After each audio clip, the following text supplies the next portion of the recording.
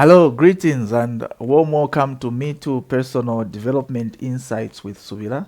Here we share insights on personal development because we are passionate about helping you to meet yourself. We have come to the realization that truly in this life, things that really matter, things that count, things that are important, anything that is worth it always comes hidden. It is the way God designed life and we cannot change it. The Bible says it's the glory of God to conceal a matter, and it's the glory of you and me to search them out. One of the matters you need to search out in this life is actually yourself. So you have to recognize the fact that you are hidden. And at Meetu, our biggest concern is to contribute to the well-being of nations, organizations, and families. But we have come to realize one important thing. The only way the quality of life of any nation, any organization, or any family can improve is when the quality of life of the people in there improves. And we've come to realize that the quality of life of the people deeply reflects the quality of the choices that they make. And the quality of the choices that the people make will always reflect their level of self-awareness, how much they know about themselves. And their level of self-awareness depends on the extent of their personal development. The extent of their personal development is only stretched to the extent or the degree to which they expose themselves to personal development insights. That's why at Meetu, we remain committed to bringing personal development insights so that we keep stretching your personal development level. To take you through these insights, I am your host, Suvila Kaunda. Today I want to focus on the subject that I have titled The Ideal Environment for Your Personal Development. The ideal environment for your personal development. I have come to realize that what matters the most in this life for anything to become what it was designed to become is actually the environment in which that thing is placed. Ultimately, what will determine whether the seed will go on to become the tree and eventually bear the fruits that were contained in that particular seed is the environment in which that seed will be placed. What would determine whether the semen will ultimately go on and fertilize the egg and become the baby that one day this world will receive and will come as a newly born baby is the environment in which the semen is deposited. What would determine whether the lion will become the king of the jungle or a friend of humans is the environment in which this particular lion grows up in. And ultimately, what would determine whether you will become what you were designed to become by your creator or not is the environment that you keep. So environment is key. Environment is essential to destiny. You cannot downplay the power of environment. So today I want to zero in on the power of environment, and I want to reveal some truths about environment so that from now onwards you will be very mindful of the environment that you keep, because it doesn't matter how powerful you are, it doesn't matter how blessed or how gifted you are. If the environment that you keep is toxic, your destiny is at the mercy of your environment. And so to dive into this subject, I want to share with you the three potential or possible effects that any environment is likely to cause on you. The three possible effects that environments pose on living creatures, including human beings. Now, the first effect that I want to discuss with you is what I call the conditioning effect of environment. The conditioning effect of environment. Any environment that you subject yourself to for a prolonged period of time begins to condition you to think in a certain way. We as living creatures, and not just human beings, but even animals, we are conditionable. we become conditioned by the environment that we stay in for a prolonged period of time. And when that status is attained, once you become conditioned by the environment, guess what? Moving you from that environment physically is not a solution, because wherever you are taken, you actually go with the environment in you. No wonder they say that it is one thing to move you from one environment to the other, but it is another thing to remove the environment from you. Why? Because at that point, the environment has conditioned you. It has become a part of you. You think in a certain way that was sold to you by that particular environment. Now, I learned the power of conditioning that comes from environment when I got married to my wife. We traveled for our honeymoon to the southern part of our country, and to be specific, the town is called Livingstone. The honeymoon was nice. We had the privilege of going on a safari and wildlife. We had the opportunity to view certain animals. At least I remember I had the chance to see the rhino. I had the opportunity to see the elephants. I had the opportunity to see the giraffe, the zebra, and the impalas. But I remember that day that I wasn't so fulfilled with my wildlife experience. I went to the tour guide because there is one animal that I was so looking forward to meeting that I didn't meet. And this animal is the one we call the king of the jungle. I went to the tour guide. I said, I've had the opportunity to see all these animals, but guess what? I haven't seen the king of the jungle, the lion. Help me, where can we find the lion? And the tour guide was kind enough to show us where to go and find the lion. So we were sent to this farm. It is called the Big Five, an amazing farm. And they call it the Big Five because at that particular farm, they have managed to assemble the 5 big animals. So the following day, my wife and I went and we appeared at the Big Five, and we found queues of people. A queue of people who wanted to see elephants, others wanted to see the cheetah, but we wanted to see the lion. So we joined the queue of people who wanted to see the lion, the king of the jungle. And we paid for this particular opportunity, this particular encounter. And when we paid, we joined the queue of people who were going to see the lion. And it was amazing. I was excited. I couldn't wait. And just from afar, I saw the cage where the lions were kept. And I saw big lions. It wasn't one, there were quite a number in the cage where they were kept. And I saw the tour guide rush into the cage. And for me, I was so happy just to see the lions from afar. But the tour guide kept getting closer and closer to the cage. And what shocked me, he finally reached the gate to the cage. And guess what? He unlocked the cage. And he opened the door, the gate. And I was afraid. I paused, I stood. But then he did something strange. He entered the cage where there are lions. And to make matters worse, he invited us to join him in the cage. I was like, my God, what is this man doing? He said, no, come in, join us. Finally, I saw the rest of the team joining, so I gathered the courage and I followed, and we entered this cage. And he locked the cage. And he began to play with the lion's hair, and he started to give us some instructions about the lions. But at that point for me, I was a bit disturbed because I was wondering what is going on here. I tried to flip my eyelids because I was thinking maybe I'm dreaming. But upon trying to flip my eyes, I realized this is not a dream, this is reality. Are we in heaven? How come we are playing with lions? I turned to the tour guide and I asked him, tell me something. What have you done to the lions? I want to know. Have you removed their teeth? Then he got one of the lions, he opened the mouth, and everything in the mouth was intact. I said, what have you done? He got the foot, and that day I realized that truly the feet of lions can really grow big, like this big.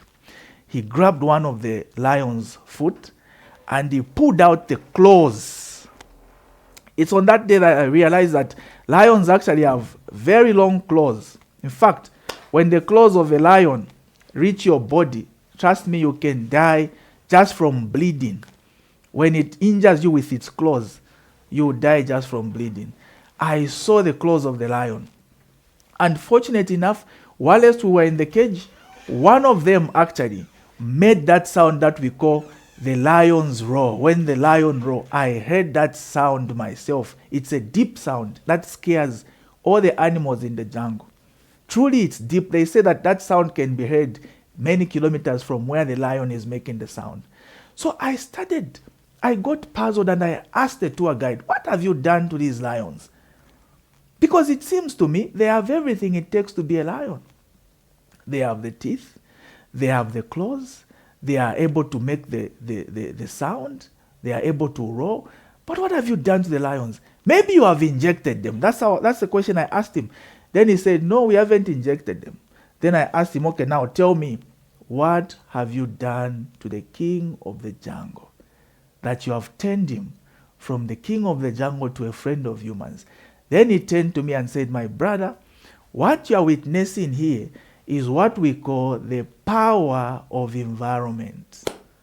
The power of environment. At that point, I got interested. I said, explain to me, what do you mean, the power of environment? And he said, here is what we do. The same way you keep human beings, the same way you keep dogs, we start these lions from the time they are very young. We take them from the time they are babies. And when we take them as babies, we introduce them to milk. We keep giving them milk and we keep visiting them. They get used to meeting people playing with them, feeding them milk. And we continue feeding them milk until when they grow a bit older, we introduce them to solid food. And he actually told us that actually right now, every Tuesdays, Thursdays, and Saturdays, we give them meat. And I was shocked to find out how expensive it is to keep lions. At that particular farm, he mentioned that per month they buy 300 tons, not kg, tons of meat from the butchery to feed lions. So he said, even to now, we feed them with solid food and we visit them. So when we do that continuously, we pick them from the time they are young, we introduce them to food, to milk, then we keep visiting them, and then we introduce them to solid food. When that happens for a prolonged period of time, that environment will reach the lions to a point where they will forget who they are. They will lose their identity. They will think they are friends of humans. So he told me, so these lions you see, my brother, have lost what it means to be a lion. They have forgotten. They have lost their identity. And he said that maybe if they went to the jungle and met fellow lions, maybe there they will be reminded of what it truly means to be a lion. But as it is, they have forgotten. They have been conditioned to think otherwise. At that point, everything in my body came to a standstill because I realized the conditioning power of environment. That a lion who was designed to be the king of the jungle has been turned into a friend of humans. And guess what? What shocked me the most is this. Those lions have everything it takes to be a lion. Everything. They don't lack any feature. The only thing about them is that their mindset has been twisted to think they are not lions. In other words, even though they possess every feature that it takes to be a lion, their mindset tells them otherwise. And as a result, they do not behave according to lions. Their identity has been mistaken. They have lost their identity. They've forgotten what it means to be a lion. I guess that's what has happened to many of God's children. Even you who's listening to me right now, you have everything it takes to be a child of God, created in the image of God and in the likeness of God, but maybe the environment you've been brought up in has conditioned you to think otherwise. But you possess everything it takes to dominate here on earth, but you are not dominating because your mindset has been twisted by the environment that you have been brought up in. So the conditioning power of environment is one effect you need to look for in studying environment. So make sure that whatever environment you are in, you should ask yourself this question. If I was to be conditioned by this environment that I'm in, would I be proud of the conditioning that I would get from this environment? If not, that's an environment to run away from. Because any environment that conditions you to think something that is different from who you truly are and who you were designed to be is not an environment conducive for you. The second possible effect that environments do pose on living creatures, including human beings, is the destructive or distraction effect. Listen to me. Some environments are so dangerous, no matter how powerful what you are carrying is, they can destroy. That's why I learned this when I encountered the story in the book of Matthew. Matthew chapter 2 verses 13 to 15, where even though Joseph and Mary were privileged to carry the child of God, Jesus himself. Now, what a powerful gift to carry. I mean, if you are carrying Jesus, can you be scared of anything? But guess what? Even though they were carrying this baby Jesus, such a blessing, God himself sent angels to Joseph in his dream to warn him about the environment. And guess what? It's God who told him actually to run away from that environment called Bethlehem. He told him, you and your family, pack your bags and run away, run to Egypt, because at the moment, the environment has become so dangerous, it will destroy what you're carrying. Trust me, no matter how powerful your idea is, no matter how powerful you think you are, environment that is negative is so powerful it can destroy or abort your dream.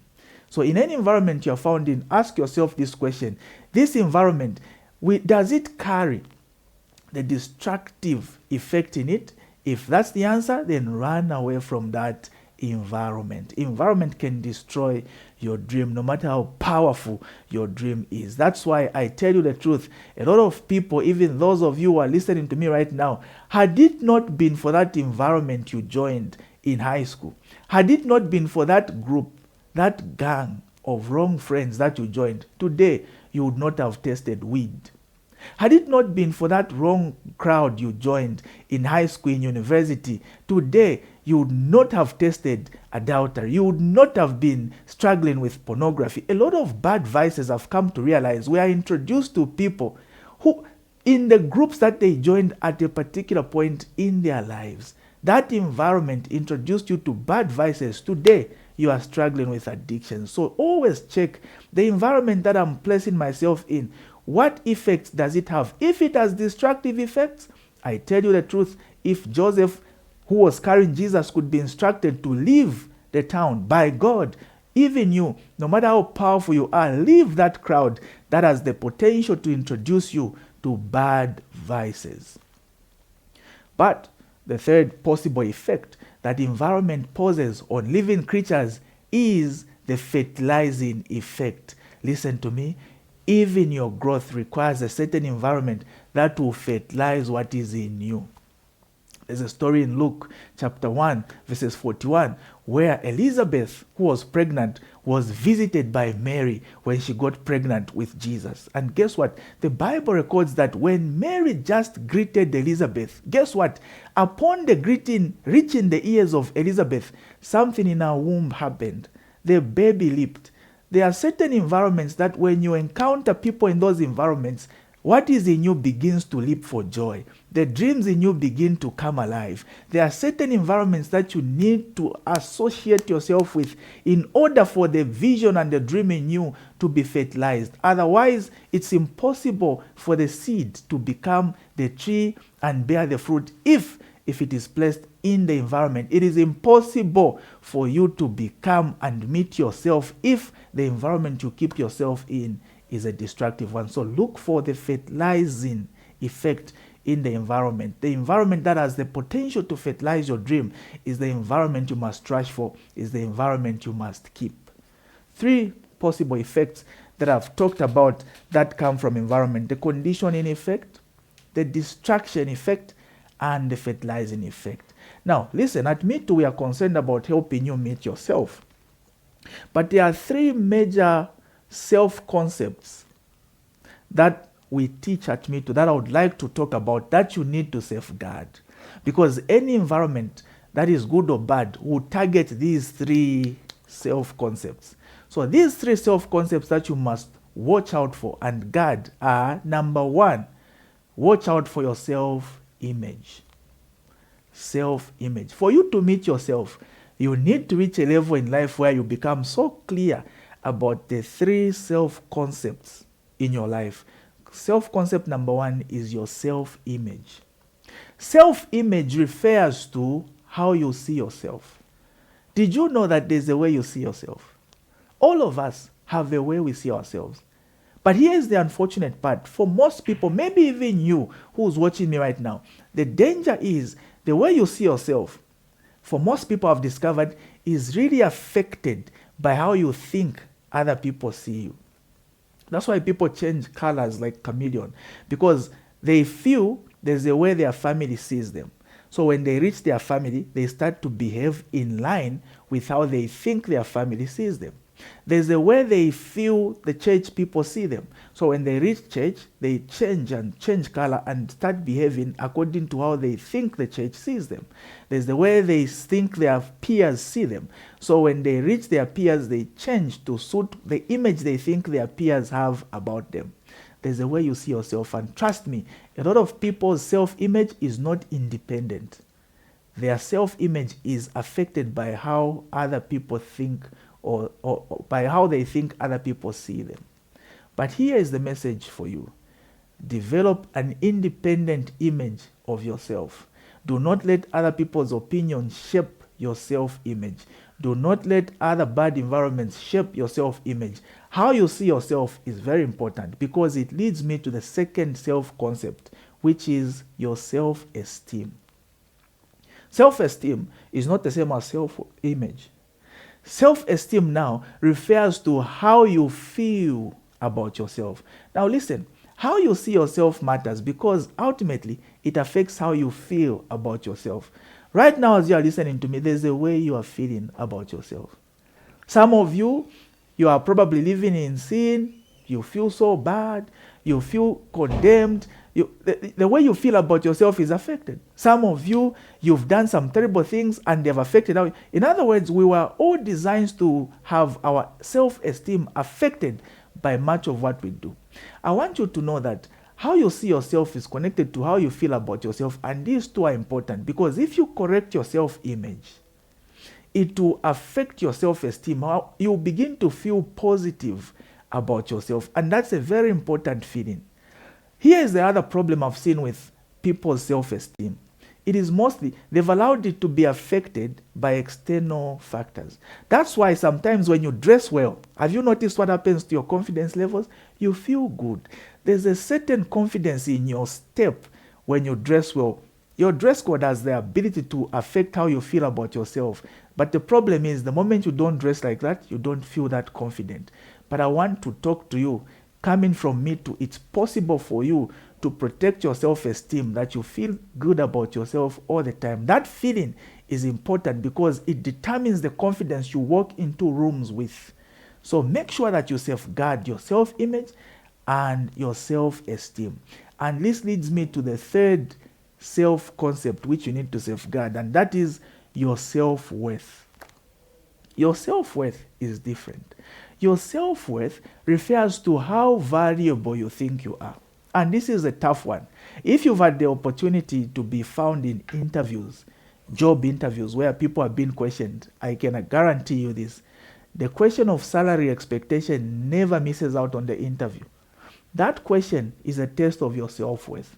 When they ask you, how much is your salary expectation? What the company wants is to see where you place yourself in terms of worth. Because they want to hear how valuable you think you are. The value you place on yourself will be read in the figure you give the company. Now that question is important because the company wants to know, because they want to know the person they are hiring, if at all this person places value on themselves. But they also want to know if at all when they hire you, you will fit in their budget.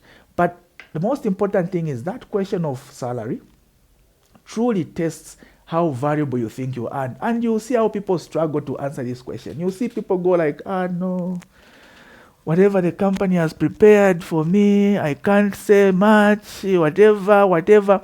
It tells us how much you degrade yourself. Your self-worth is compromised. When you have a strong sense of self-worth, you know what belongs to you. You are able to tell even figuratively, that for me, if you're going to pick me, I belong in this particular category. So self-worth is how valuable you think you are. So 3 self-concepts that you need to safeguard: your self-esteem, which is how you see yourself. Don't let other people determine how you see yourself. Secondly, your self-esteem, how you feel about yourself. Again, don't let external factors affect how you feel about yourself. And thirdly, your self-worth, how valuable you are. Now, these 3 concepts will all be affected by the environment you need to keep. Now, remember, the topic for today is the ideal environment. So let me wrap up this episode by now guiding you into identifying the environment that is ideal for your personal development. Every living creature was designed to live in a particular environment. Trust me when I tell you, it's not every environment that is good for you. But how do you determine what your ideal environment is? Here is the answer. The ideal environment for every living creature is determined by its source. The environment that sourced you is the environment you need to keep in order to be sustained. All living creatures are sustained by the environment that sourced them. Guess what? When God was creating fish, he spoke to the waters and he said, let the waters team up with living creatures. It's at that point that fish was created. So fish came from water. No matter what you do, you cannot divorce fish and water. Fish and water are inseparable. Why? Because water is the ideal environment for fish. Fish can never become what it was designed to become if it is not in the water. For vegetation to be created, God spoke to the land. You cannot separate vegetation and land. But for you and I to be created, here's the good news. God spoke to himself. Therefore, the ideal environment for you to become, all you are designed to be, is the presence of God. And trust me, no matter how much money you're making, if you're not in the presence of God, you are not safe. I know what I'm talking about.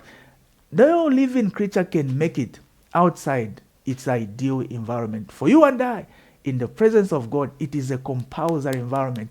In there, you will blossom into what you were designed to be. And when we say we want to help you meet yourself, we can only meet you if you first of all place yourself in this ideal environment. Like a seed, you begin to blossom and become the person that you are designed to be. That's why the Bible says even creation awaits your manifestation. So make sure you look for your ideal environment, and your ideal environment is the presence of God, because it sourced you, it will sustain you. There is no other environment that is good for what you are carrying.